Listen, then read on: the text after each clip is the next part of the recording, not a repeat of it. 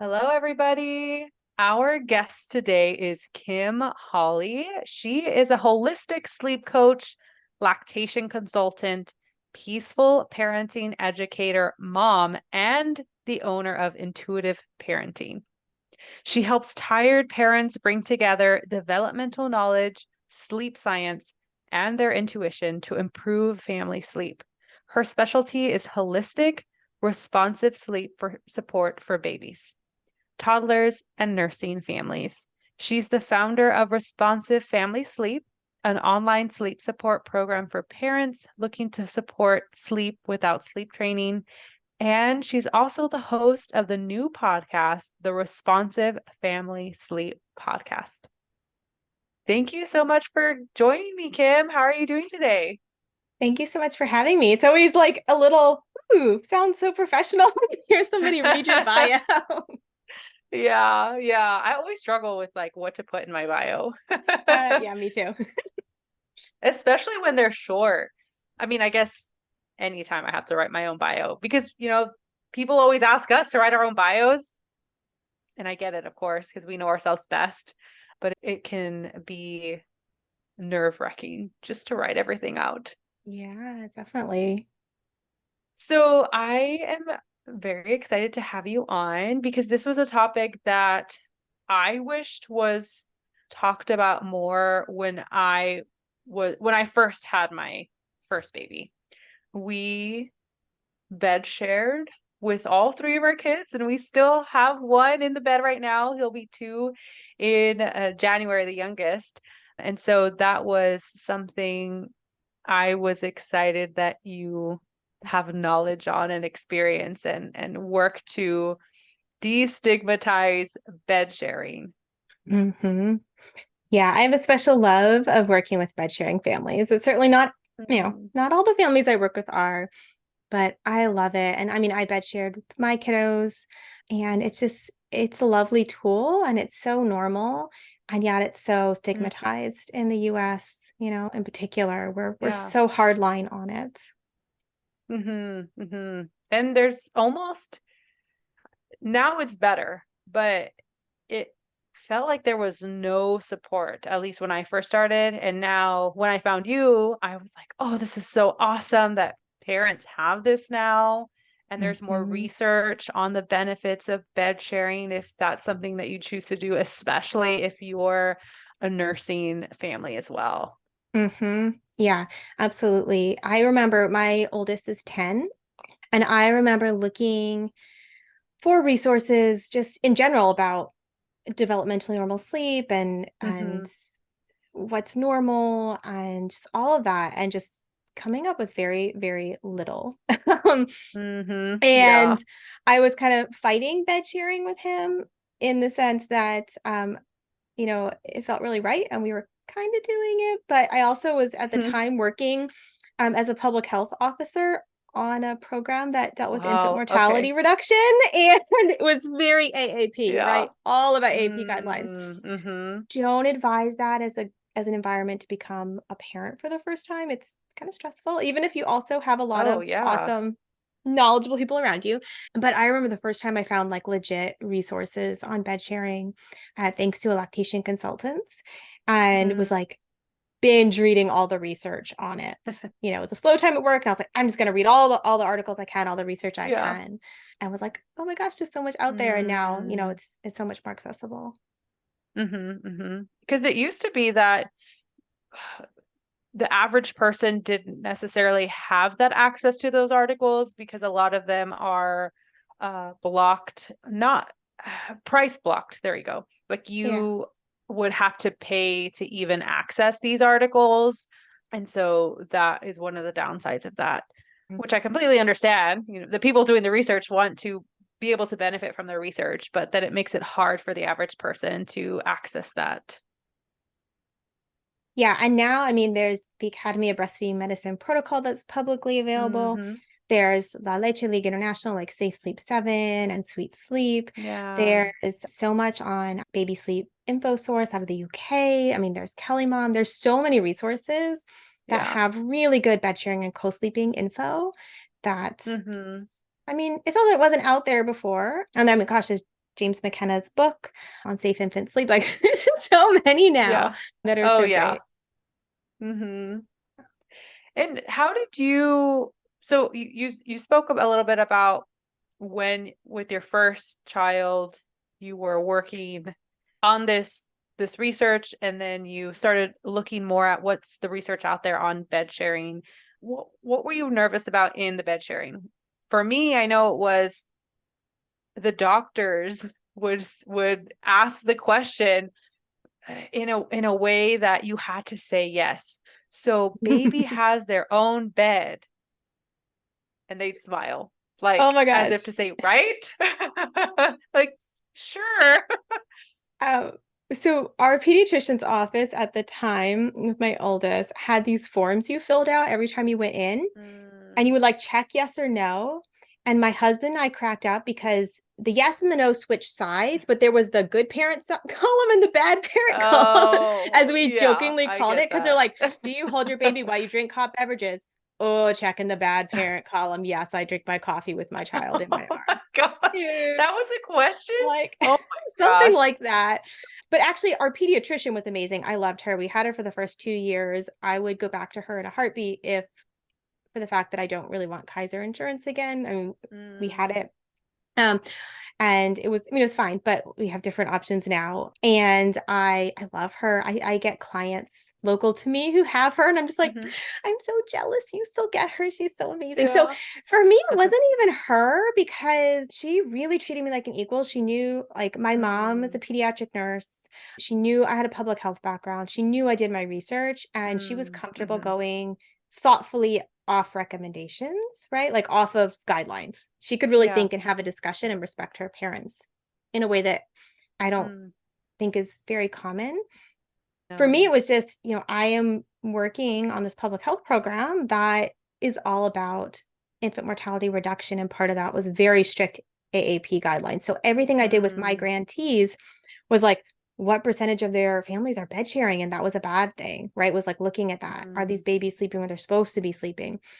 And yeah. so I was set up well for bed sharing. I knew that I slept in my mom's bed for years, like till I was, I Mm, think, 3. I mean, that's just when I weaned. I don't know. But I mean, I bed shared with her and I knew it. And I also have a mm, cultural anthropology background. So I also knew that globally people bed share, right? That's just yeah. a norm. Hmm. But man, working on like infant mortality reduction stuff, again, it just Hmm. kind of puts that fear and anxiety into you. I should be Oh yeah. following the AAP guidelines because that's what a good parent's going to do. And then like I said, chatting with this lactation consultant when my son was 4 months old, and she was like, there's so much research out there on bed sharing. Mm, Let's unpack these guidelines a bit. And I can't tell you to do it. And I'm not because, I can't. But she's like, go yeah. look at Helen Ball and James McKenna and Mm, you read the research and see what you think as a public health professional, like nudge, nudge, wink, wink. Like guidelines are going to yeah. start to shift to be more accepting. And she's Mm, right. They have in the UK and they have in parts of Canada and Australia, not so much here, but in other places, they have shifted to more about risk reduction and accepting that it's normal versus kind hmm. of our abstinence only approach, right? Like just never do it. So, Yeah. Yeah. And that abstinence only approach actually, it I was scared to bed share. And I also, my mom is a nurse, so she was also very much against bed sharing to the point mhm, where I told her, but I didn't feel comfortable telling her what I was doing, only because I didn't want to hear I didn't want to feel reprimanded for it, if that makes sense. mhm, And so because of that abstinence only take on bed sharing, I felt really wrong. I felt like I was a bad parent, that this is not what I should be doing, or that I wasn't strong enough to leave my mm, baby in the crib by themselves. mhm, So all of that stuff came up for me, but for me, I was I'm still a nursing mom, and so that worked best for me. I didn't have to mhm, wake up to nurse. I mean, in the sense that I had to make bottles or pump or any of that, I didn't have to get up to get the baby. He was already right there. So it made it so much easier, but it I feel like until he was at a certain size, and I can't even remember when, I was still in fear. And that Mm. I had that I'm gonna get in trouble. Uh, Mhm. I'm gonna get in trouble feeling Yeah, all the time, which didn't absolutely. help in terms of getting good sleep. Yeah, I remember the first time I mentioned at work that I was bed sharing with my oldest. And I think it came up because one of our coworkers had gone, she'd retired, but she'd gone overseas for some sort of conference, I forget, and was coming back with all sorts of good info that was including a lot about skin to skin. And she had been talking about something about Mhm. co-sleeping. It came up by somebody else, and I was like, oh, yeah, it's totally like I made some comment like about it being globally normal and that something about us doing it and got Mhm. like this like shot by one of the other coworkers. And Yeah. I was like, well, um, and I was just like, oh, not what I Oh want to really get yeah. into, but also I opened my mouth, so it was a little bit my own fault. Um, but with my daughter, I remember that question around, um, you know, I forget how they asked it. It was something about where was she sleeping, and at this point, I Mm, was a sleep coach, and this wasn't our regular pediatrician because she was on maternity leave. She had a baby a few weeks after my daughter was born. okay. And it was some whatever nurse practitioner filling in. I'm like, "Oh, we have a sidecar, set up," which we did. She just didn't sleep in Uh-huh. it. And I was not lying. We do have a sidecar set up Yeah. and or we did. And, looking back, I'm like, I probably should have been the one to be like, "We're bed sharing." And Mm, I would have gotten a lot of, pushback on that. And I am exactly the person who should say it because I can be like, actually, like this is my professional background in multiple ways. And I yeah. can talk the safety to you, more knowledgeably than you have it. But I was like, as a new mom, like a 6-day old baby, I don't want to talk about that with her. Mhm. Like I'm not interested in her No. opinion. And so I didn't really want to go there. So I Yeah. dodged it.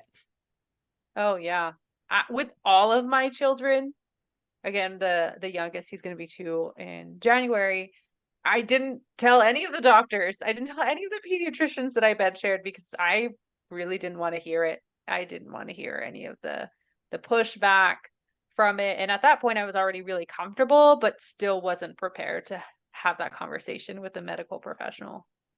Yeah, one of the professors who I did some peer lactation support with, she's a public health professional, like a professor, she had her PhD, and she openly told her pediatrician that she bed shared, and they were Mm, starting to lecture her, and she's like, "Excuse me? Like, I have my PhD in public health. Like, you don't think I mm, know the research and how to analyze yeah. research? Like, let's not go there." And I was like, "That's Hmm. amazing. That's so impressive to just kind of waltz in there and be like, yeah, no, Yeah. but I'm not And gonna hear so it." for both of us, we're both pretty comfortable with our decision. And you had a background in public health. What do you think moms need to hear to help them recognize that yes, this is the right decision for them? Yeah, I guess part of that is acknowledging, right? It's not the right decision for everyone, and that's okay. I Hmm. always like to acknowledge that. But to remember that our brains amplify risk when it's something that we've kind of culturally defined as risky, right? So a Hmm. lot of people feel like bed sharing is super risky, but wouldn't think twice about falling asleep sitting up with their baby or putting a 2-month-old baby in their own room, both of which are objectively not safe, right?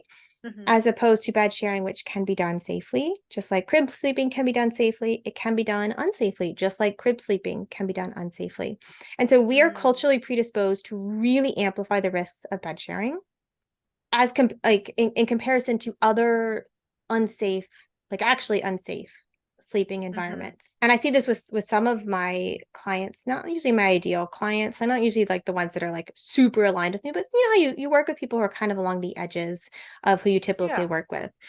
And I'll see that sometimes. And I'm like, all I can do is educate. What parents do with that Hmm. information is out of my control.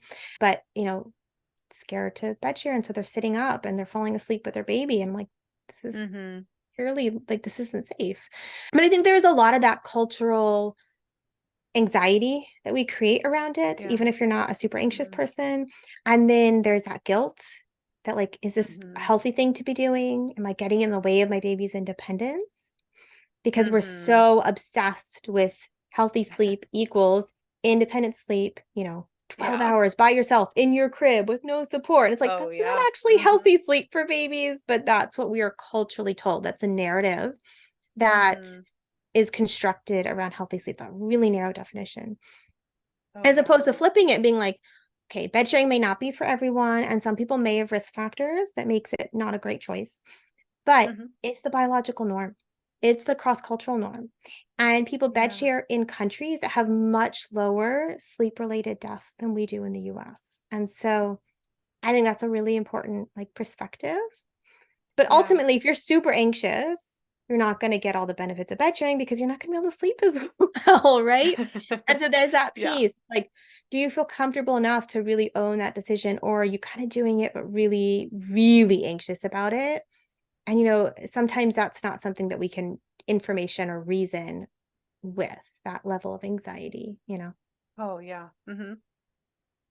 So I don't know. Did that And actually answer your question there? I don't know if I kind I of think got off so. track. So what I'm hearing is, for one, look at the research. There's a lot of research out there that there is a safe way of bed sharing if you feel like bed sharing is the right choice for you. Mm-hmm. This is not a choice everyone can make. Not everyone is going to feel like they're getting restful sleep if they're bed sharing. I know friends who have told me, no, I cannot sleep if baby or anyone is in the bed. I need to Mm-hmm. have my space. My husband is kind of the same way. He is like, don't touch me. I don't want anyone touching me. So luckily our bed is big enough to where, for the most part, baby doesn't kick him or hit him. For the most part, it happens. I say you have an Um, almost 2-year-old who isn't like putting their feet in everyone's face. Like, it just my husband's, not mine, just my husband's. He always gets oh kicked in the man, ribs. so true. um, and so, but for me, I got my most restful sleep when we did transition like the bigger two into their beds. Mm-hmm. um I feel like I slept worse because Mm-hmm. I didn't have them next to me. And there Mm-hmm. have been periods with the youngest that I've tried to put him in the crib to see how he would respond if anything changed, but then I couldn't sleep. Yep. I couldn't sleep without him because I'm used to it. I'm used to having the little warm body there next to mine, snuggled up Mm-hmm. against me, and I absolutely love it. But I know there's other people out there who like their space. Yeah, yeah, absolutely. I mean, that's how it was with my daughter. We didn't even try to not bed share Hmm. like from day one because I was like, I will be less anxious knowing she's right here than Hmm. separate from me. And so we I didn't even put any effort into it. Like it wasn't something I was even interested in pursuing for me, right? Yeah.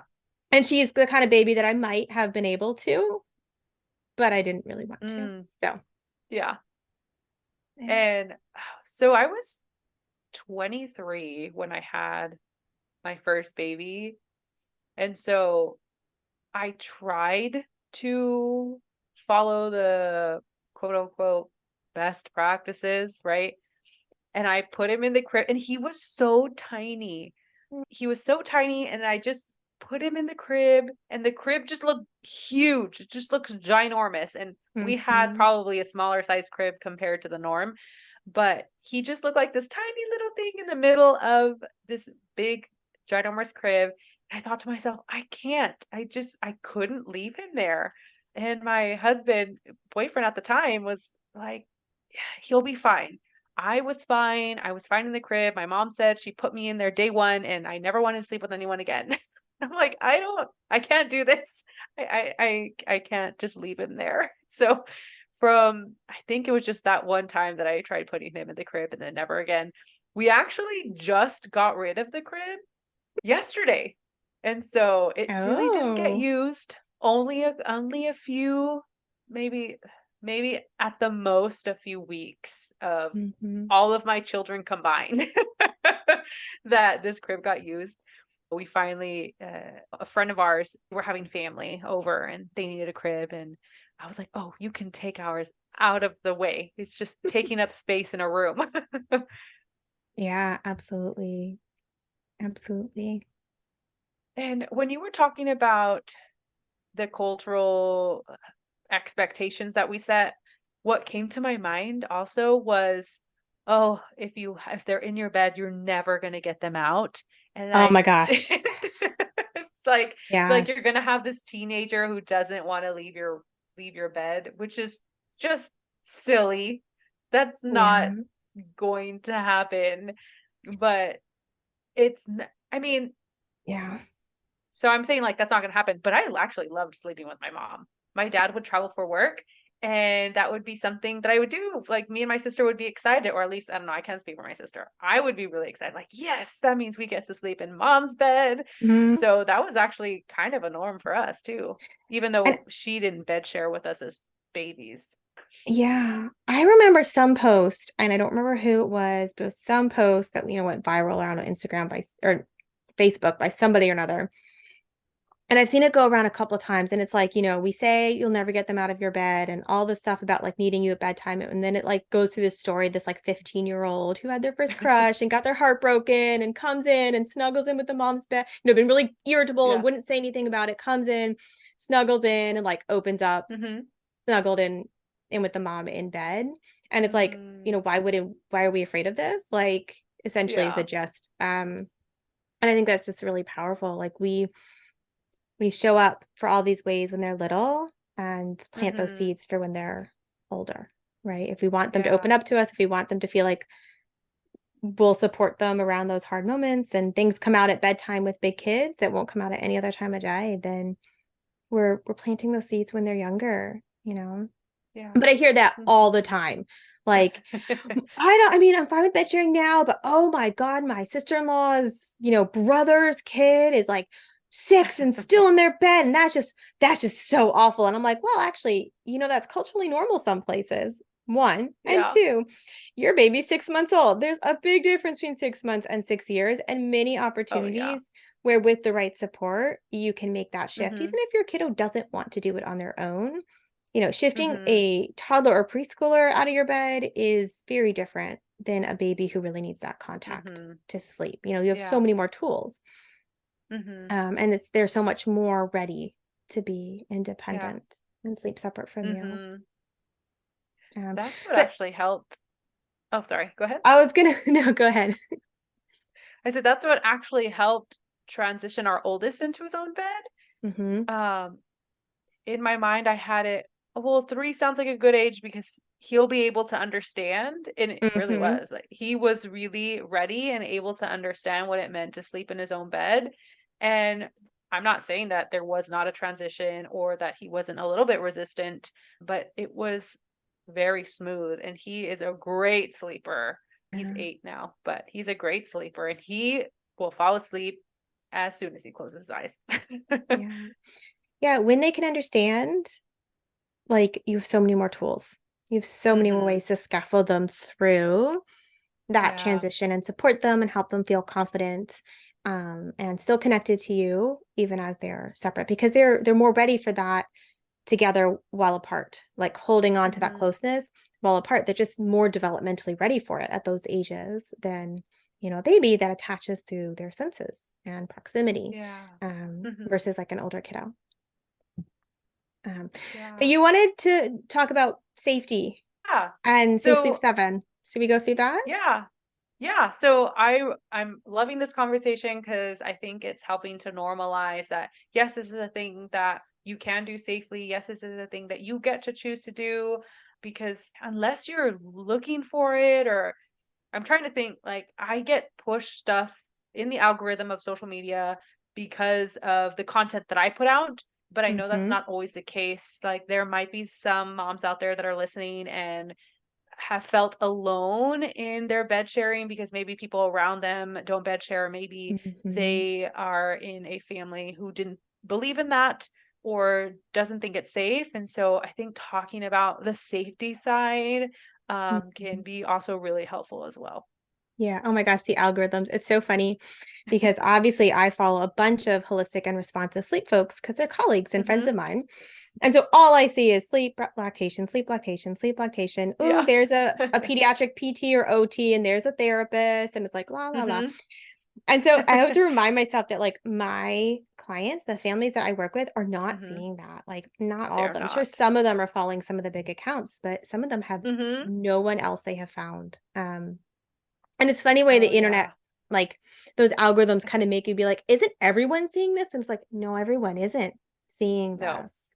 Sometimes you forget, like everyone isn't Yeah. seeing the same stuff you're seeing. Um, Because even in like my networking efforts of just letting people know about my practice and the podcast, I still get people that are telling me, "Wow, this is so needed." It's really hard to find resources in this, but when mhm. I'm scrolling through social media, that's almost all I see are these resources. Mhm. But that's because it's being pushed to me. Yep, exactly. I think that's something good to keep in mind for moms. If you're like feeds are filled with, oh, my babies are sleeping through the night and like Hmm. Oh yeah. maybe parenting or sleep advice that doesn't feel like it resonates, doesn't feel right. Like, it's not that that's the only thing out there. It's simply how, you know, Instagram or TikTok or Hmm. whatever is algorithm is kind of serving you that information. And so I'm going Hmm. outside kind of what they're pushing to you to sort of get those other resources will start to shift that. But I think just knowing that like Hmm. it's creating this little pocket of information around you, but Yeah. it isn't everything. It isn't an equal like distribution or representation. There's the word Oh yeah. of what's out there. But Hmm. safe bed sharing. I love to just sort of start with the La Leche League International Safe Sleep 7. And if you Google Mm. like La Leche League International Safe Sleep 7, you get a really lovely article. Mm. And I always say that if you're going to look at one thing on bed sharing, that's probably the best, just like comprehensive one source. The Okay. other ones that I love, but like that one just has, it kind of touches on all the bases and it has citations. But basically, when we're thinking about particularly babies under a year, and we want a nursing, sober, and non smoking parent, right? Mm. And sober isn't just, hey, did I have a glass or two of wine with dinner? It's like any medications or substances or things that you're taking that would make you sleep more deeply and therefore be less aware of baby in Mm. bed. So anything that has like drowsiness as a side effect. Um, Also, having less than 4 to 5 hours total sleep in the previous 24 Mm. hours has you neurologically impaired. I always tell my doula friends this and they don't really appreciate it, but when they're driving home from being at births. But Yeah. anyway, so that's kind of on the parent side. For baby, we want a healthy full-term baby on their back when they're not nursing, right? A baby on their side, sideline nursing is fine, and lightly dressed and not swaddled. And so, Mm. with the parent, the risk factors are around cigarette smoke exposure and medications and alcohol consumption. And for the baby, it's things like being premature, low birth weight, ending up on their tummy, overheating, not having free access to their hands because that's part of how they know what's around them, their environment. If a sheet were to get pulled over their face, they can, even a newborn baby can bat a sheet off their face. And so from those factors, and we just don't have the research to say when like a premature baby or a low birth weight baby, like when does their risk even out to a full term baby. We Mm-hmm. don't know that. We just don't have the research to say. So that's just kind of one of Mm-hmm. those, you know, unfortunate research gaps. And then that you're sharing a safe surface. And of course, adult beds aren't designed for safety for babies. And Western, beds, particularly, in America, we have high beds. We have beds full of lots of soft mattresses and pillows and Yeah. big floofy comforters. And so it is something you have to think thoughtfully about versus cultures where they have low, firmer beds with less soft stuff all over them. So generally, but you want baby at chest height. So basically, if you sideline nurse, it's a sideline nursing position, but it's also called the cuddle curl. Babies at chest height, right where they would nurse. Your one arm is above their head. They're kind of under your tricep. And that's kind of blocking them from getting up into a pillow that you might have. And then your knees are Mm. pulled up. under baby, and you make this, C shape around them, and that Mm-hmm. keeps them close, easy nursing, and that area right around baby we keep free of bedding. And then of course you need a firm mattress, and you need to make sure that baby can't like roll and get wedged. You have to pay attention to the perimeter of your bed. Mm-hmm. If you have a really high bed, that's something to be cautious of in case baby was to roll Yeah. out.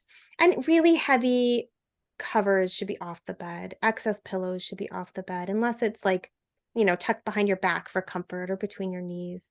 And so, really being mindful of, that we have to adapt the bed to Yeah. minimize Mm-hmm. risk. So that's kind of like the bigger review. No pets in the bed. That's another one. No older siblings should be near baby. Mm-hmm. And that's kind of like the big picture. And younger babies, of course, are more vulnerable. Once they can really roll both ways and push themselves up, Mm-hmm. they're much sturdier. They're much more resilient. And even with toddlers, we should be mindful of falls and places they could get wedged. Mm-hmm. So kind of that Mm-hmm. perimeter check and awareness, even for younger toddlers, when Oh yeah. we're a little less concerned about bedding and such, you know. Yeah. Yeah. I mean, our baby fell off the bed a few months ago. Yeah, it happens. Yeah, I think he was crawling around and just went over the edge. Yeah, yeah. It's like technically the gold standard is to make your bed a floor bed, right? To pull it out the mattress off the Mm-hmm. frame and drop it to the floor. I work with lots of families that didn't do that. I did not do that with my own kids, but I mean, technically that's the gold standard, is to, Mm-hmm. to create a low bed. Yeah. What about so shifting to the benefits of bed sharing? I know we touched a little bit on it when I was talking about how I felt like I got more restful sleep, especially because I was nursing, so I didn't have to get out of bed every time I needed to nurse. Are there Mhm. other benefits? Yeah, it really does facilitate nursing. Bed sharing babies nurse a bit more, and they help maintain your supply better, and you don't have to get up, right? Like you said. Yeah. So, exclusively breastfeeding bed sharing families actually get the most sleep in research because you're synchronized, right? You have the nursing hormones help you go back to sleep more quickly, all that oxytocin release. And then when you sleep near your baby, your sleep cycles and sleep states are more likely to overlap. So Mm, it's like you're in lighter phases of sleep together. So it's easier to facilitate that feeding and getting back to sleep. Babies are getting all that touch and contact, which, yeah. I feel like the more we learn about neuroscience and Mm-hmm. all that, the more we know that the more we touch babies, hold babies, cuddle babies, the more we wire their brains, Oh yeah. for All the attachment. resiliency. And Yeah, the healthy wire their attachment. stress systems to be more resilient. And yeah, so we have that regulation of them. We have all that good touch. We have generally less energy and effort on your part, and the support Mm-hmm. of nursing. I don't know if you're familiar, if you've heard the term breast sleeping before. I don't know. I'm trying to think. Okay, It's explain. Yeah, it's a term coined by Dr. James McKenna, who I love. He's amazing. He's a biological anthropologist, and he's one of the leading maternal infant sleep researchers in the US, Mm, and coined it with another researcher whose name I don't remember right now. But it's basically just to illustrate the interconnectedness of bed sharing and sleep and mm, feeding, right? That they're part of an integrated system. And when we're sleeping near our baby and we're nursing, we get that whole interplay really playing out as part of that interconnected system and the way it's biologically meant to be. So it's pretty wow. cool. When I was pregnant with the first, I was working, I'm trying to think. Um, in the place I was working, there was a woman who had two children and she also breastfed them. And one of the things that she had told me um, was, yeah, it's so nice. Now that I'm thinking about it, she's one person that I knew of that bed shared. I Mm, am just making that connection right now. But because I was in so my internship was in Toledo, Ohio, and I moved back to Texas after I graduated from grad school. So we weren't around each other after I graduated. So I'm just making that connection. Wow. Well, she I remember her telling me a story of how like her baby was just able to find her breast in sleep on Mhm. her own. She was like, I didn't even have to do anything. He did it all. And I was like, wow, that's amazing. Mhm. And that wasn't necessarily my experience with my first child, because then I kept remembering that story. I'm like, oh, that's not how it worked for me. I actually Mhm. had to like show him where it was, but the consecutive kids, like my second and third, they were all able to find the breast on their own, and they would just latch on Mhm. in the middle of the night on their own. And just thinking about it, it's so cool that they're able to do that. Mhm. Yeah, it is. It is. And I like that because it is true that sometimes happens. It doesn't always happen. Hmm. Sometimes it'll happen in some phases, but not others. Like sometimes Yeah. parents will sleep really well and like sleep, feed, breast sleep really well when they have a baby. But then when they're toddlers, suddenly it's like, you get that nursing aversion and like all the pinching at you and poking at you, and it's just like skin crawling. And I think Hmm. that just speaks to it is not one way that bed sharing unfolds, just like there's not one way that sleep unfolds, there's not one way that parenting unfolds, and that Hmm. there's a whole range. And just because maybe it isn't restful anymore or you didn't get that Yeah. magic sleep latch doesn't mean you're doing anything wrong, right? It Yeah. just it's part of Yeah. that whole experience. Hmm. Hmm.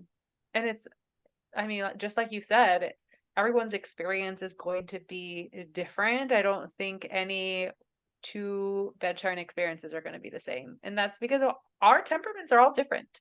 Hmm. Yeah, absolutely. I was always amazed with what my husband could sleep through. I'm like, how did you not know how many times our kids were out? Like, he just sleeps like right next to them. Just like, oh my goodness. But it That's was also funny. good because when I was nursing my kiddos, I fell back to sleep very easily. And so it was Hmm. easier for me to be woken up more than for them. And if I ever needed him, like, oh my God, I can't get this kid back to sleep, he would be happy for me to wake him up and take over. Hmm. And so it was like I was glad he wasn't being woken up, but also it was kind of funny to me that I'm like, how did you sleep through that? When they were in one of the more disruptive phases of sleep and bed sharing. Oh, yeah. And even so the way we have our setup now is our youngest is bed sharing, and our middle child, she's 3. She's a later 3. And basically my husband is in charge of her.